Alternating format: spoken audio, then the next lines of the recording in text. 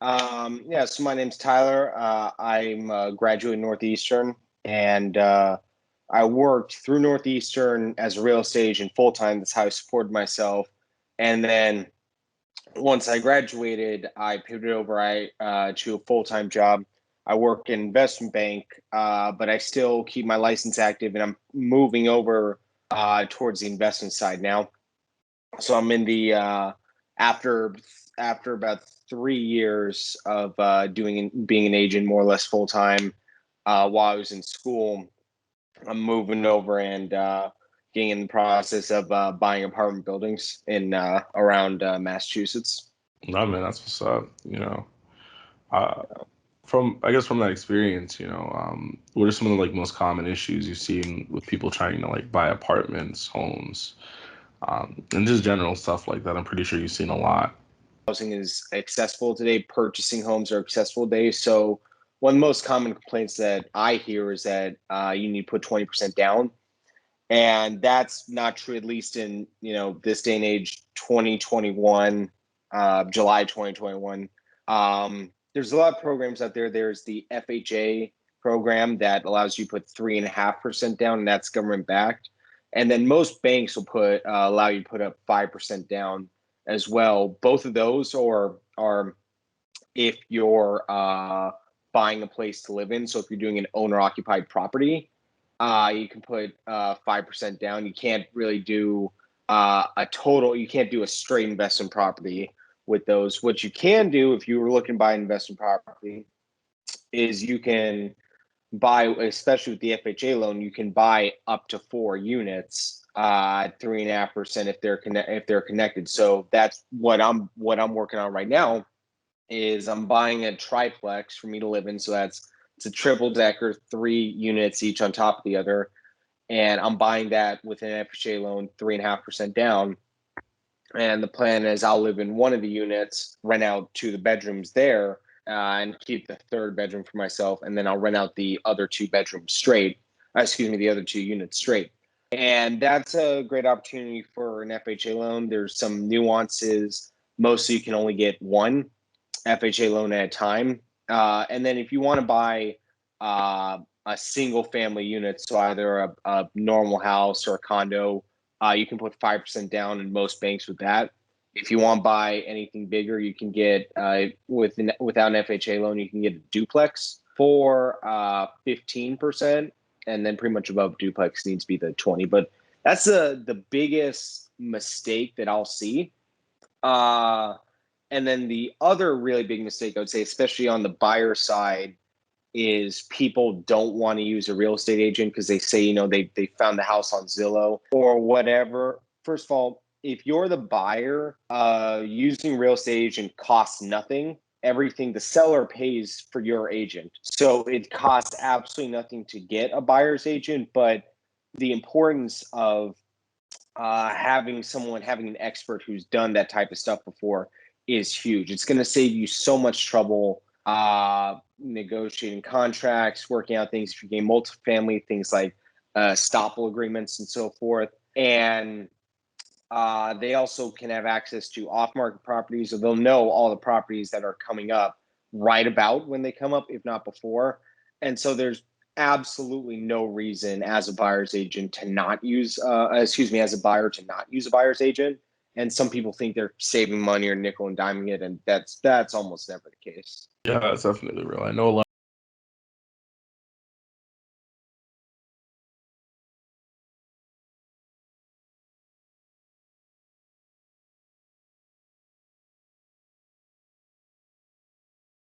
of people who, especially are trying to like buy foreclosed properties, but obviously can never find them on these listing sites like Yeah. Zillow.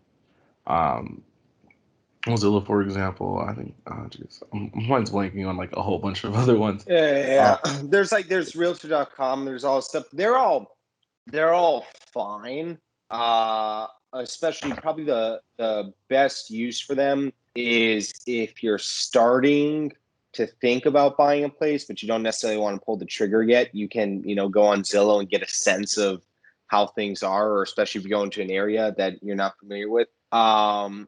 But as by the time it comes, so if you're looking to buy foreclosed properties, as an example, there are agents who specialize in foreclosed property. Their whole life revolves around buying foreclosed properties. And you can find those. You can find if you're trying to buy an apartment building, there's whole agents who all they do is, either small multifamilies or commercial units, and on and on. There's a realtor in any major area. There's going to be a realtor who specializes in pretty much every single niche that you can think of, and there's no reason not to use them. It costs no money. Buyers, of course. I know a lot of folks who are trying to get into like, who are becoming first time home buyers who are trying to break into real estate. At least is like, owning that as a wealth vehicle. I believe I read a study somewhere that said like 90% of America's wealth, at least for the commoner, is stored in the home, right? Yeah. I just wonder, how do folks who don't even have access, right, to things like credit, or just debt in general, fare in this real estate market, especially when it comes down to like programming such as like FHA loans or whatever may have you. I know COVID has like has at least lifted up the credit requirements a little bit. But yeah, if you could speak on that, that'd be pretty awesome as well. So if you have no credit, the first thing that I would say to you is you need to get credit. And by no, I don't mean bad credit. I mean, if you don't have a credit score, your first step should be to get one. And the way to do that, if you're in a position where you have an opportunity you either have a well-paying job. If you're in a bit of a position where lenders will give you credit, where you can take out a normal credit card, do that. Don't take out multiple. You can take out just one. Even if it's a small limit, you just take out one to establish that credit history. And then if you can't, for whatever reason, if you're not in an exceptionally strong position financially to the point where you can't get, then you're going to want to get what's called a secured credit card, which can be for as low as maybe $250. Where the deal is you pay Capital One, for example, because they do a lot of secured cards. You'd pay Capital One $250, which they would store for you, and then you can use that credit. They'll give you $250 credit card that you can use, and then if you ever need the money, you can close the account and they'll give it back to you. But if you do, the easiest way to get credit is to get a credit card. And so if you can get one just right away, do it. If you can't, get a secured one, which they'll give to just about anyone. But the important thing there is don't use it as a credit card. Don't rack up credit card debt and let it carry over, because the interest rates are exceptionally high. Where a good credit card rate is 16%, 18%, which is ridiculous. And then, bad credit card rates can reach 30% and above.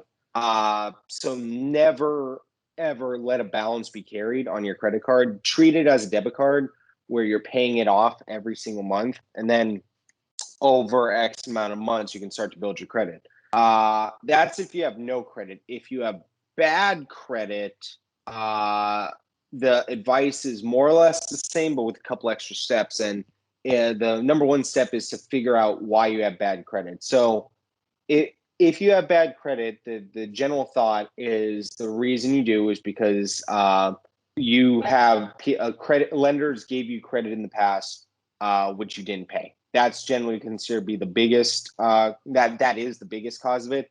There can be some other stuff too. If you're constantly applying for credit, that'll factor it in. But mostly it's you don't have a good history of paying off your credit. And if that's the case, the first thing you need to do is pay off your credit, as well as you can pay out outstanding debts. If you have a bankruptcy on your credit, for example, if you declared bankruptcy, it will drop off your credit, but it'll take, I think right now it's either 7 or 10 years that it'll take to drop off your credit. But as you go further on, it's going to be less and less an issue. So take care of the issues that are causing you to have bad credit as best you can. But unfortunately, it's possible you might just have to wait and wait and wait for whatever it is as events go further in the past, they become less of an issue.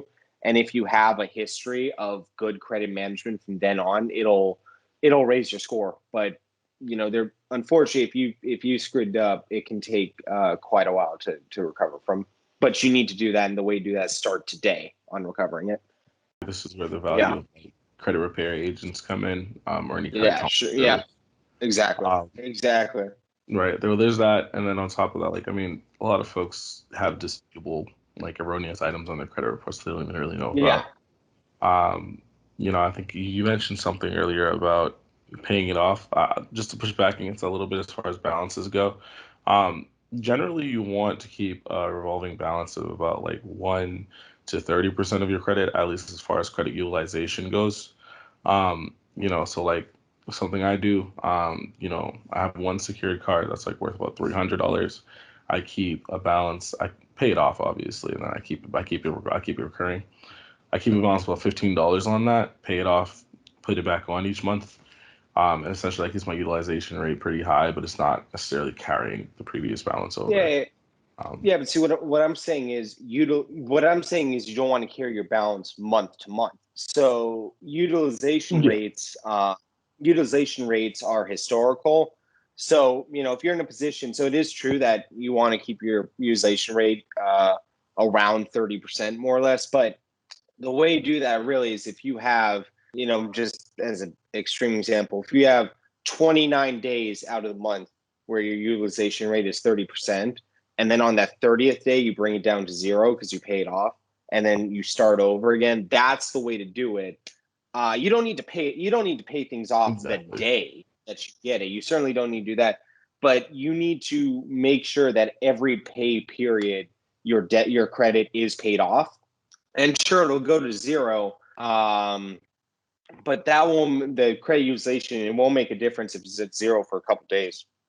It's it's much more, the way they calculate credit scores is a bit more dynamic than that, and they consider historical utilization much more than a static point in time. But yeah, you want to be sure. Certainly don't pay it off like every time you make a purchase. Don't go in your app and pay it off right there, but have it set. If you can, have it set automatically to pay it off every single month, and don't carry the balances over month to month. That's what I'm saying. Yeah, absolutely. I completely agree with that. Yeah, with that said, do you have any like success stories of someone who made it from like obviously like that zero that famous 0 to 100 story, or if you know any if you've ever hosted a talk with somebody like that? I do know that you were at one point in time you were president of the Northeastern University Real Estate Club. Am I correct? Yeah, I was. So there's a couple stories. There's a couple stories that I would point to. Some of our real success stories, and there are people who did it, who went from zero to get to a more, did a really exceptional full-time career, where they dove all in real estate from zero. For the purposes of this conversation, where we're talking more about, just wealth, home buying wealth in terms of a greater personal finance, I'd point to this guy, a Northeastern grad by the name of Craig Curelop. That's Curelop, and he's about 30 now. I want to say he's more or less 30, and he's a Northeastern grad who graduated with about $85,000 in student debt. And, he graduated Northeastern in Boston, moved to San Francisco for 2 years or so. He was working at a VC firm there, and he did fine. He was able to pay off a little bit of his debt, but, wasn't anything too big. And then he moved to Denver, and he bought a duplex in Denver. And what he would do is he lived in the top unit, FHA loan, and he rented out the bottom unit as normal. And then the top unit he Airbnb'd out, and he would sleep. He made like this little living room he made this bedroom in the living room, and he would Airbnb out the bedroom.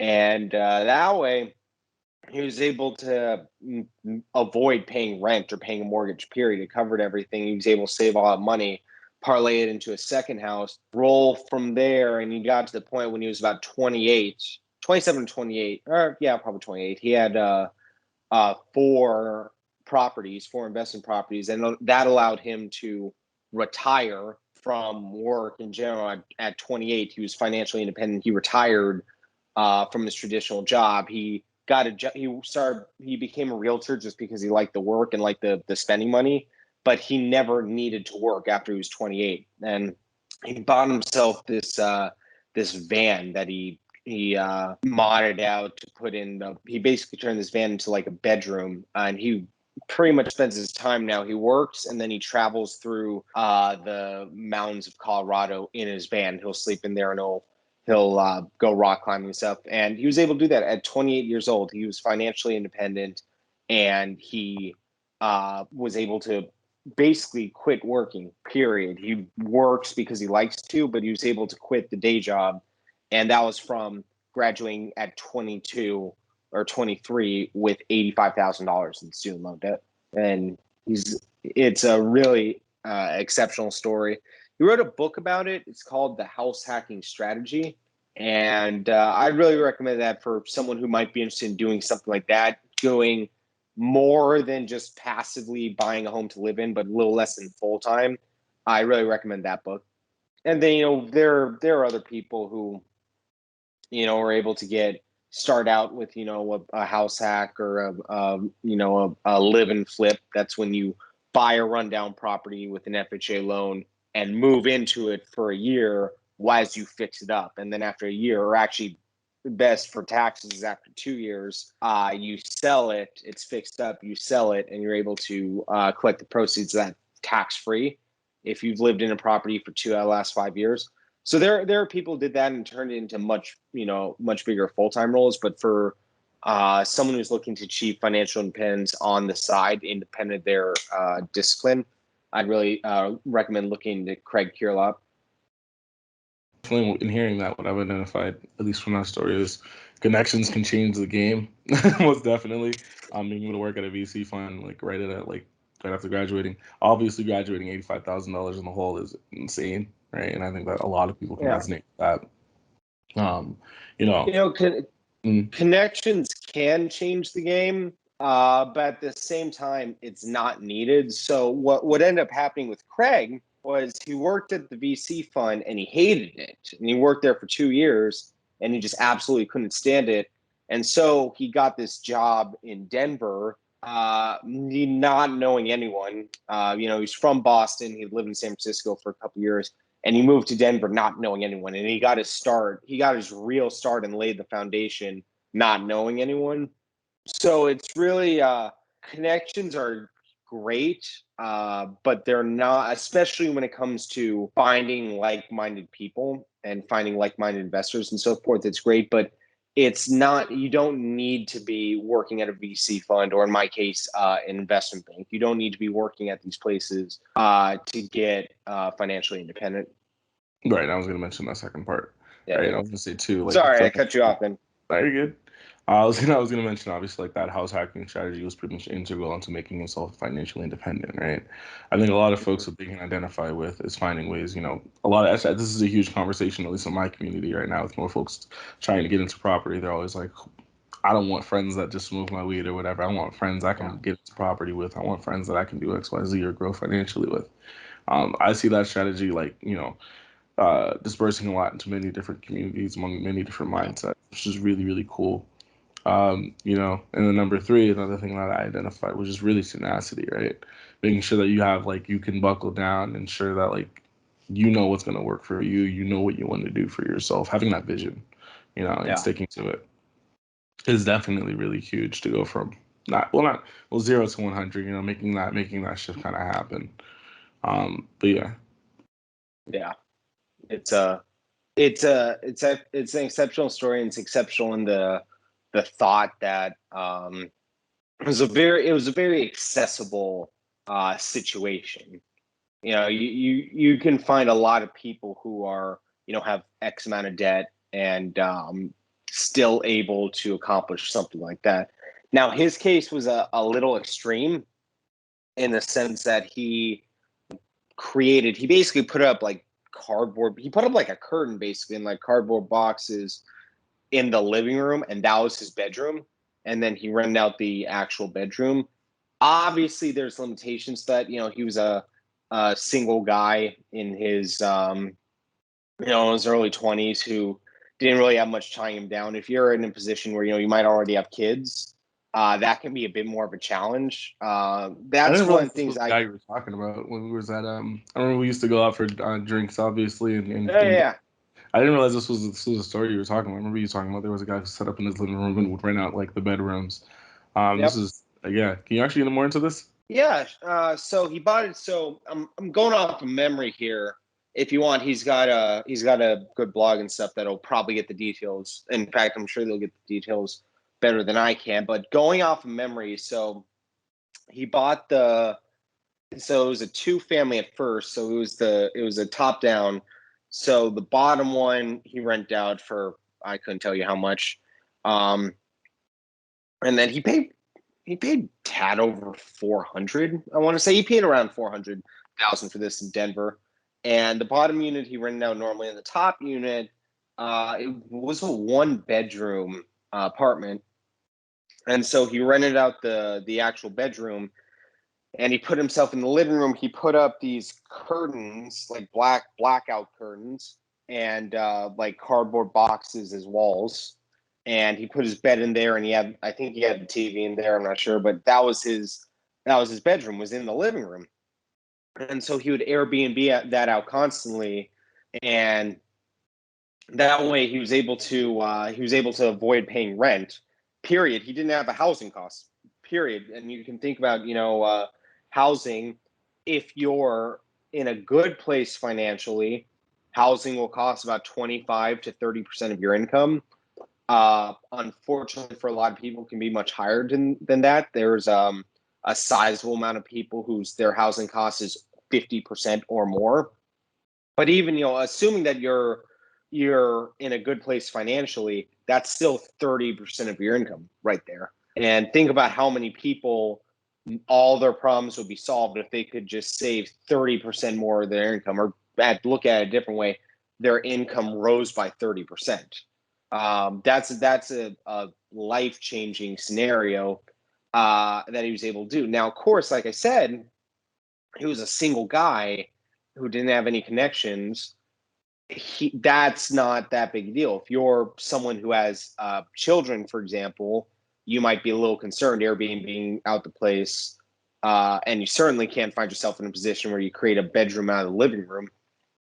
But even if you can't eliminate your housing costs, say for example you buy a duplex, and I'm kind of I'm eyeballing numbers here, mix and match the numbers you want. But say you buy a duplex for $600,000, and your mortgage is going to be somewhere in the low threes. I am 30 if you do a FHA loan where you have mortgage insurance and so forth. But call it around. I'll call it 3250. Just eyeballing it here.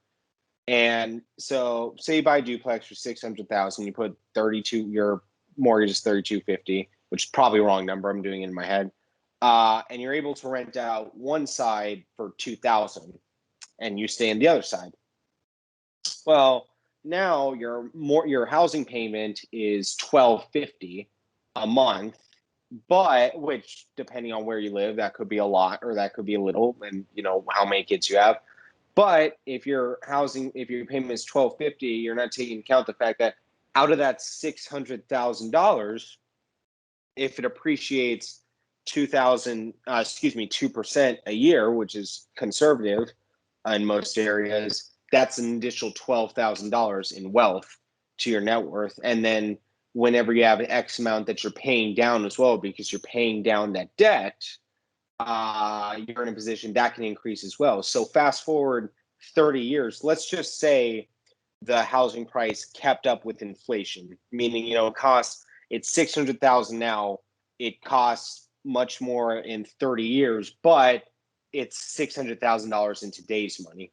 Well, you've turned 3.5% is 20,000 more or less. Over 30 years, you've turned $20,000 into 600,000, and you've been able to continue to pay your housing costs as opposed to paying rent. But that's assuming that the house just keeps up with inflation, which historically real estate prices tend to outpace inflation a bit, especially in certain areas. Like we're both based out of Boston, and housing prices tend to rise much faster than inflation here in a lot of metro areas. Fair, So very Rachel. Unless yeah, there's like a major economic event that downturns the housing market for like a year or two. I'm sorry, can you say that again? No, I was gonna Can you say say that yeah, again? you're absolutely right. Unless we experience like a major economic event that Yeah, so depreciates housing that's good. for like a year or So two. that's a good point. And what I would say to that is, so what one of the rules that I tend to say is don't don't purchase any property that you're not intending to hold for at least 3 years, because that tends to insulate you a bit more from these economic issues, from these economic conditions, because historically housing prices do always recover. And the reason for that is, even if you have, if you have events like, take a look at COVID for last year, which was a horrible tragedy, and you have, close to, I think it's 600,000 dead right now on off the top of my head. Even if you have an event like that where 600,000 people die, there's still people who need housing, and still the majority of people are still alive, but they need housing. Now, not to sound, that doesn't mean, you can brush off the 600,000 from an economic standpoint. Any calamity that would, the only way to affect housing in the long term is to find a situation where people long term just will never want to buy houses again. And when I'm thinking about that, I tend to think of events that will affect population for a long term, significantly affect population. I'm talking in the millions, or at a more micro level. You might have places like, for example, Detroit, where I was last week, where the economic drivers can push people out on a permanent basis, as jobs leave, in Detroit. Or you might have situations in Florida with sea level rising, where there can be the long-term damage. And so the way to insulate yourself from economic conditions is twofold. Number one is to avoid purchasing a property anywhere in the country that you're not going to hold for at least 3 years. And then number two is to take into account the local economies whenever you're purchasing a place. So, for example, you can look at a place like Detroit.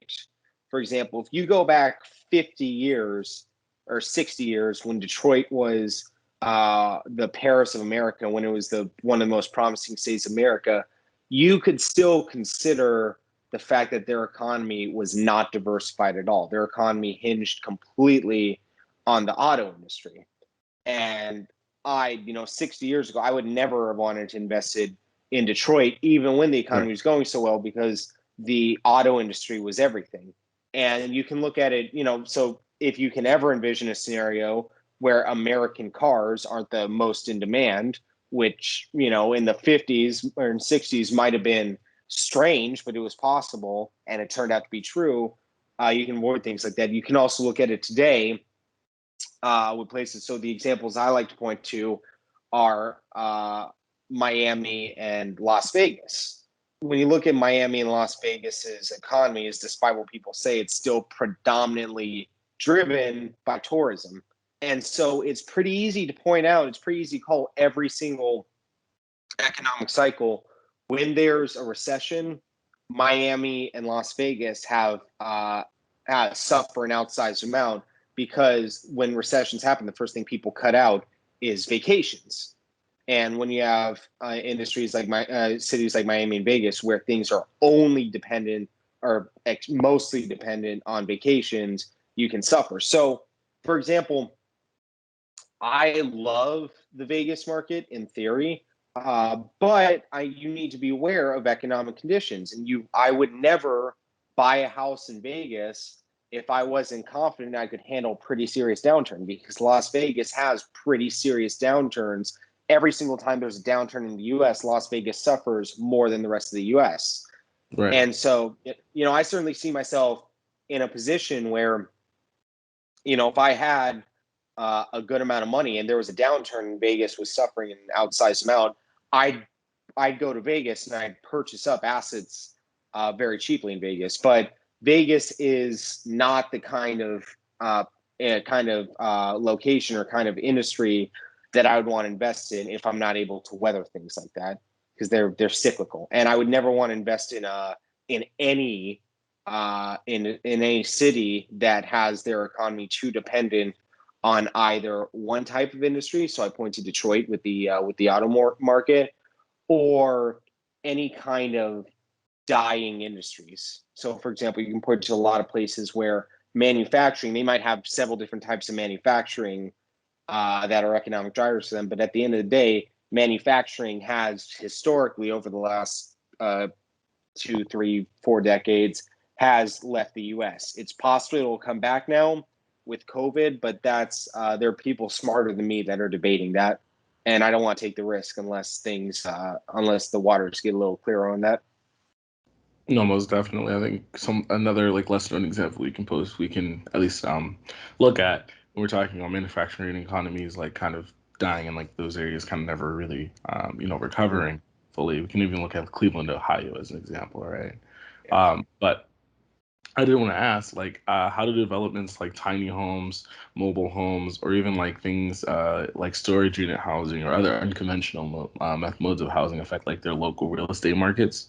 Mainly because like they do kind of change, people's need for conventional housing, for the Yeah. most part. And honestly, I feel like these are great economic developments, but I really do wonder how they affect local housing and surrounding areas. That's a great question, and the answer is very complicated in a way that's not fully understood. And it's also very local as well. So, for example, I'm very much so. I'm for the development of micro housing at scale in cities like, for example, Boston, where we are. I've said repeatedly, instead of, if I were the mayor of Boston, or if I were the governor of Massachusetts, I look at all these college kids who are in the city, and currently, they'll rent a 2 or 3 or 4 bedroom apartment and get roommates. I've said this constantly. College students need 90 square feet. Why don't we build hundreds of apartments that are 90 square feet, and you can rent them for X amount? College students will flood to those, and that'll free up these 2, 3, 4 unit buildings for families. And then you can look at other levels. You can look at these 90 square feet unit buildings. Young professionals, or really anyone who can live alone, students, young professionals, homeless people, for example, people who, of course, it's a little more nuanced than that. But if there are people who might be employed, they just can't afford to live in a house in a place as expensive as Boston is currently. There are plenty of people who could buy these, who could rent these 90 square feet of space. That would bring housing costs down for them, and then it would domino into 2, 3, 4 bedroom apartments that are best for families. Those will no longer be that expensive because they're not being rented out by people trying to save money with several roommates. Now, so that's the ideal scenario. If I were the mayor of Boston, or really any major city that's running into housing crisis, that is my thought. One of the first things I do to solve it. That's the dream. And the reality is, I have yet to see a micro housing or mobile home effort that has been able to actually really affect the housing market. When we're talking about the shortage on housing supply, and when we talk about the issues that cause the housing shortage, and the issues that cause prices to increase, we're talking at massive scale in the United States.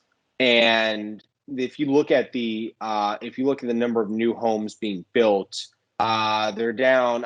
I'm sure someone will correct me and give me a more accurate number, but they're down about 80% over last when our grandparents were children compared to today. Home building has gone down about 80%. Now, some of that is due to the baby boom and the GI, and you had these things pushed pretty quickly, but how birth rates aren't down by 80%. Population growth isn't down by 80%. And so we're talking massive scale that it would need to happen to affect the housing market in a significant way.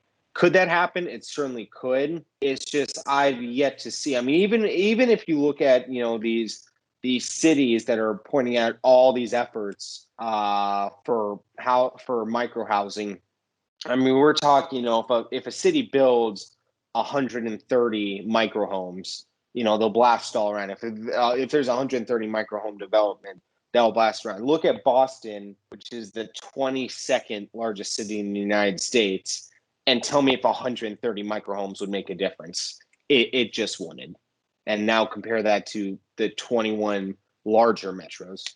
It's a bigger problem that would require and because of the economies scale, it's something that I believe would only be feasible with government subsidies or government initiatives. And I just don't, you can look at they just announced today that they're bringing the infrastructure package to a vote, and there's very little in there that actually deals with housing, and especially micro housing development. So it's just not enough of a priority for the government to make it in a real meaningful way, and the economies aren't there to incentivize private developers to do it. Now, that's all that, of course, all that is to say this is all very hyper local issue, and I'm painting with a very broad brush here. But I've yet to see any development that'll make a meaningful impact on the housing market as of now. Right. Yeah, as far as the government's concerned, like there is no real meaningful housing developments being made. I think I reported on the Boston budget not too long ago on the Little Liberty Facebook page, about how the $800,000 was approved, and I believe much of that money was going into creating new jobs for teens ages 18 to 24. Creating more so city jobs in Boston government, like revitalizing a lot of green spaces and all that. But really, we're not seeing much infrastructure as when we talk about the housing market, right? I think you brought up a very good point when we're talking about tiny homes, another unconventional housing methods being almost integral to Boston, right? Because Boston has multiple crises going on. We have a homelessness crisis, we have a financial crisis. I talk about financial crisis all the time, right? We look at credit scores among Black families between Mattapan and Roxbury. We're looking at average credit scores averaging below 660. We're looking at Black families across Boston, median net worth being $8. So there's clear incentive to address this issue, at least from government's perspective, especially if you want to keep your seat in government, right? So I can point to also again painting with a very broad brush here, but when we're dealing with when we're dealing, excuse me, not the well, it is generation, but when we're dealing with these disparities in income between different communities, we can we can go back into the crises with redlining. Not the crises, that's not the right word for it. Crises imply and denotes something else. The failure of the system with redlining. We can talk about that, but at the end of the day, what that caused and one of the reasons why there's such big disparities between different groups of people when it comes to that is home ownership is the number one source of wealth for Americans in this country, period. And it is one of these situations where this wealth is passed on from generation to generation. Absolutely. And so it's kind of like there was that old, I want to say it's part of Jim Crow. I'm pretty sure it was Jim Crow, where the way they got around the Voting Rights Amendment pre 1960s is they passed a law that said if your grandfather couldn't vote, you can't vote. It's kind of the same situation now, where if your grandparents didn't own a house and your parents didn't own a house, you are now going to have a much harder time achieving wealth of your own. And so that's because redlining, you can go back. People think that these issues died in the 60s.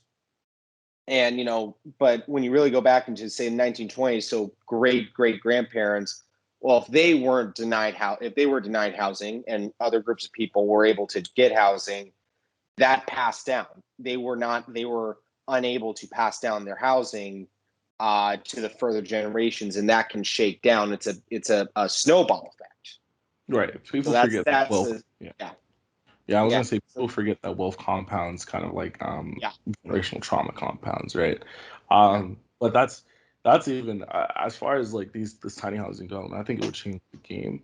This is actually like I haven't heard this perspective regarding tiny housing for folks who are facing financial crises. I actually really support your analysis when it comes to that. Um, I'm wondering what exactly like would create private incentives for other developers to kind of step in, because I don't really see the city of Boston or governments really stepping in on this issue. That's a good question. That's a good question. I mean, well, I hate to say it. I really hate to say it. But the best scenario that I can see, if we're talking about just strictly on the private markets, the best scenario I can see is creating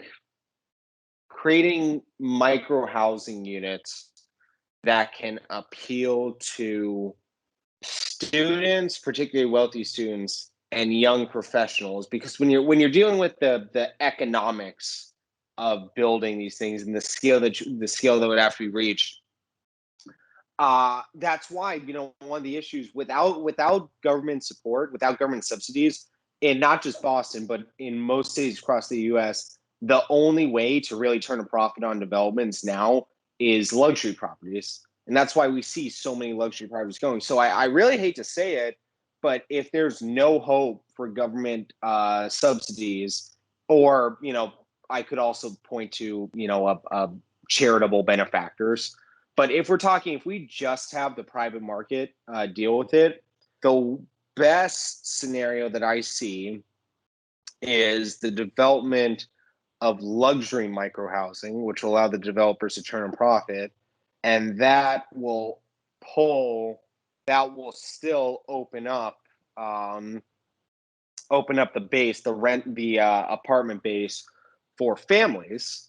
And so you might have, if you have these luxury, if you have so say, you have these A-class apartments right now, or no, actually they would already live there. So say you have these B-class apartments that are currently being rented by students. If they have the opportunity to, for about the same rent, go to an A-class luxury place, they will, which now means these B-class apartments prices will go down, allowing people with C-class who currently live in C-class apartments to be able to afford the B-class. And then from there, you might have D-class people who currently live in D-class housing be able to move into C-class, and the people who are suffering the most from the housing crisis can then move into these D-class properties. It's not a very good solution. It's not the best. It's not the best solution out there. But if we're talking about just economics and the incentive to build more housing, that I think is probably the best way that it's going to happen. And so it doesn't. It not only does it not solve the problem, it makes sure it helps, but not that well. And then we now have to ask the question: why would a developer build these micro homes or these micro apartments, these luxury micro apartments, when they can instead build 3-bedroom, 2-bath, 1,200 square foot luxury condos? So there's all these issues, but it really comes down to, if you want the economics to be there, you're going to have to attract the luxury crowd and hope that it dominoes in, which so far that's kind of been, the idea of building luxury housing has been what's been happening now for, a couple decades, and it hasn't made a dent yet. But who Right. knows? Maybe with micro housing, if you get a really big developer, if you get a big developer who says, we're going to build 30,000 luxury micro units around the city of Boston, that could have a domino effect. Yeah, I But think when we're talking again, about sex, yeah, I'm inclined to agree with you here. As we start getting more into trickle down economics theory or economics theory, um, yeah, yeah, yeah, yeah. So that's the problem. That's the problem that I have. Kind of what I'm saying. If we're talking about just the free market, the only way to build more housing is to hope that trickle down housing works. That's the only way. Which that's kind of been what's been going on and hasn't worked too well so far. So instead, we need to. I'm advocating for a trickle up housing model, but the economics aren't there unless the government supports it. So, for example, I've said this before, to get Boston centric again, we have two convention centers. We have Hines in Back Bay, and then we have the one in Seaport. I personally stand by the thought that Boston doesn't need two convention centers. So my proposal, the Seaport one is more modern and it's kind of in a more self-sustained location. I might propose that we turn the Hines one into micro housing, for example. yeah. That Um, was another proposal I saw by well, yeah, not necessarily micro yeah, housing. That was a proposal I saw similar, made by yeah, another group for temporary housing, for those folks experiencing homelessness. But this conversation is definitely getting into interesting territory. I would love for us to yeah. continue this on another day. But with that said, are there any closing remarks you want to make? Because I think we just got into some interesting territory, and I would love for us to like dedicate a specific day to this. Yeah. Yeah, we our discussion descended into the macro pretty quickly. But bringing back to the micro, the number one point number one closing remark that I would make is, again, housing is the number one generator of wealth for the average American, and especially when we're dealing with generational wealth gaps. The best way to close that is to get housing. So, is to purchase homes. So, I really would advocate for anyone to make housing a priority and make not just housing, make purchasing a home or ideally a multifamily or investment property. I would really advocate for them to do that, and I would again stress the accessibility of it right now. So if your credit is above 580, which is not particularly high, if your credit is above 580, the FHA will insure a 3.5% down loan for you. And if credit's not at not at 580, I would really push to get it at 580 or higher as soon as possible. And Yeah, that's like not hard the at all. no, it's not So hard at all. Take the plunge, and if you don't just a last point here. That's not to say buy any property, because there are bad properties that you can buy for various reasons. You can make stupid choices. Don't buy a property where the foundation's sagging. Period. And I would really recommend, if it's your first property, don't buy a property that needs a massive amount of work. Don't buy a property that you want to let your kids live in. If it's your first one, once you get a little more experience, you can dive into those. But make it a goal to purchase to make it a goal to make a smart home purchase or smart investment property purchase as soon as you can. That's my closing remark. And read up on the programs that allow you to do that. FHA loans, owner occupied 5% in most banks. If you're a veteran, you can get a 0% down loan from the VA. If you're purchasing in a rural area, Oftentimes, the Department of Agriculture will give you 0% down loan. So there are ways where with a little bit of saving and a little bit of effort on your credit side, there are ways that buying a home can be accessible to the average person, even still. And so I would say take advantage of that and make a smart home purchase as soon as you can. Absolutely. And then additionally, Tyler, are you still running your YouTube channel? It's something I can drop the link. You can find me. It's I have it as Tyler Lee, and there's also some tags as your Boston Realtor. Uh, I've been, like I said, I'm purchasing my own apartment building right now, and I've been working at the investment bank. So there's a little bit of a hiatus, but there's plenty of good content on there already, and then I'll be working on it again once things get a little easier with with the property. Absolutely. So with that said, please continue to like, subscribe, and comment. Please, Little Liberty. We'll have his links in the description. Please make sure you're following Tyler. He's an awesome friend. I look forward to many more conversations in the future with him. Alrighty. Thanks so much. Talk to you soon. Definitely.